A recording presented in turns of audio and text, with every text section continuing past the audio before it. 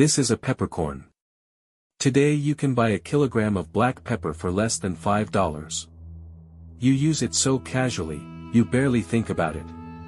It sits on your table next to the salt. But there was a time, not so long ago in the grand scale of history, when this small, dark, wrinkled seed was worth more than gold. When kingdoms went to war over it. When men sailed into unknown oceans and faced certain death, for the chance to find it. The history of spices is not a gentle story. It is not a story about cooking. It is a story about power. About obsession. About the extraordinary lengths human beings will go to, when they want something badly enough.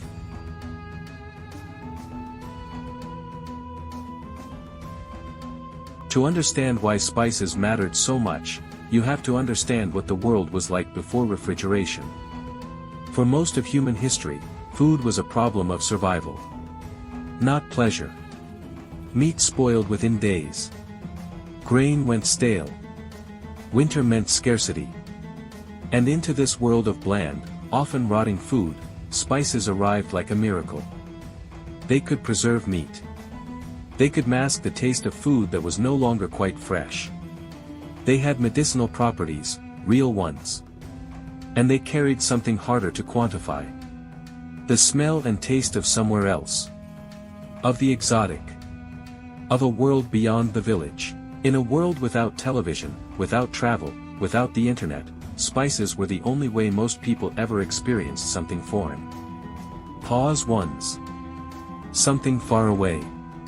Pause once. Something that whispered of another world entirely.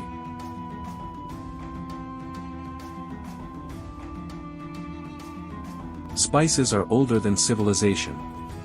Archaeologists have found evidence of spice use going back at least 50,000 years.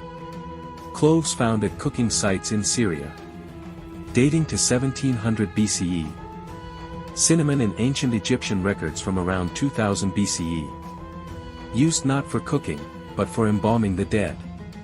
When archaeologists opened the tomb of Ramesses II, they found peppercorns stuffed into his nostrils. He had been dead for 3,000 years. The pepper had come from India. Even in death, the most powerful man in the ancient world wanted to be associated with the most precious thing money could buy. At the height of the Roman Empire, black pepper appeared in nearly every recipe. It was the ketchup of the ancient world. But the route from India to Rome passed through many hands. Indian merchants. Arab traders. Persian middlemen. Egyptian shippers. Each one took their cut. By the time pepper reached Rome, it was sometimes 100 times the price paid to the farmer in Kerala. The Romans resented this. They knew they were being exploited. And they could do nothing about it. This resentment would shape the next 2,000 years of world history. For roughly 1,000 years, the spice trade was controlled almost entirely by Arab merchants. They had geographic advantage. They had maritime technology. And they had something even more valuable. Knowledge. When European merchants asked where cinnamon came from, Arab traders invented stories. Enormous birds, they said, built their nests from cinnamon sticks in inaccessible cliffs. To harvest it, you had to lure the birds with heavy meat, wait for the nest to collapse, and collect the cinnamon from the ground. These stories were completely false. Cinnamon came from Sri Lanka, grown and harvested by ordinary farmers. But the false stories kept Europeans in the dark for centuries. And in that darkness, the Arab monopoly flourished. Venice became the richest city in medieval Europe, almost entirely on the basis of spice trading. Its magnificent palaces. Its extraordinary art. All of it funded by pepper, cinnamon, nutmeg, and cloves. The rest of Europe watched Venice grow rich, and thought the same thing. We need to find another way.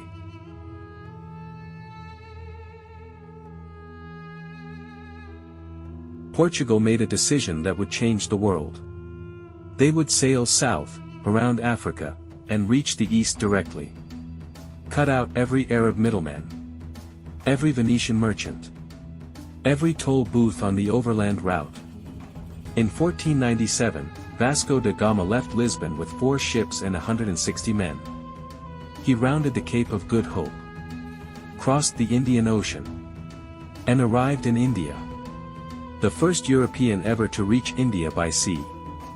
When he arrived back in Lisbon, the cargo he carried was worth 60 times the cost of the entire expedition.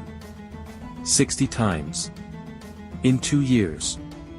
Now, here is the detail that most school history books skim over. Christopher Columbus was not trying to discover America. He was trying to find spices.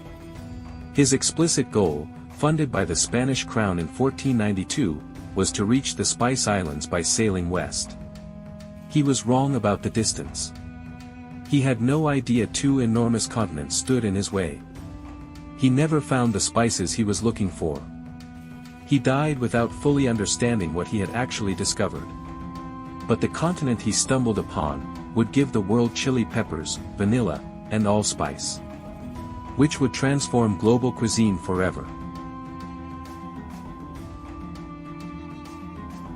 In the 17th century, the most valuable piece of real estate on Earth was not London, not Paris, not any of the great cities of the world.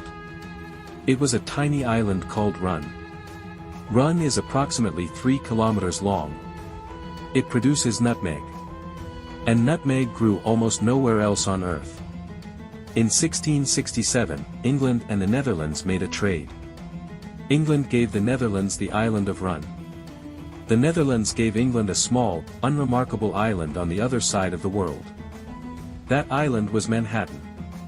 The Dutch believed they had made the better deal. In 1667, by any rational calculation, they probably had. History disagreed. But the spice trade had another face. One that the golden markets and beautiful trade routes obscure.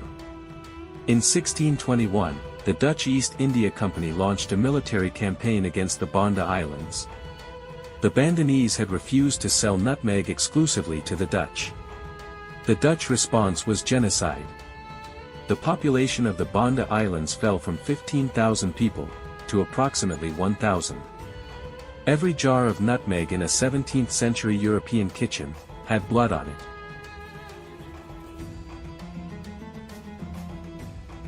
The search for spices did not just reshape trade. It reshaped the earth. Every major European colonial empire began as a spice trading enterprise. The languages spoken today in Brazil, in Indonesia, in the Philippines, are all legacies of empires that began by chasing pepper and cinnamon. By the 19th century, spices were cheap, ordinary, available everywhere. The substances that had driven 2 centuries of conquest and bloodshed had become pantry staples. The next time you reach for the pepper, the next time you open a jar of cinnamon, or stir cardamom into your tea, or taste the warmth of ginger in something your mother made, consider what it took to put that thing in front of you. The sailors who died in unknown oceans. The farmers whose labor was stolen for centuries. The peoples who were displaced, enslaved, and erased, in the pursuit of something small enough to hold in your palm. Spices changed the world not because they were powerful in themselves, but because human desire is powerful. And it is still in your kitchen, sitting quietly on the shelf, waiting to be used.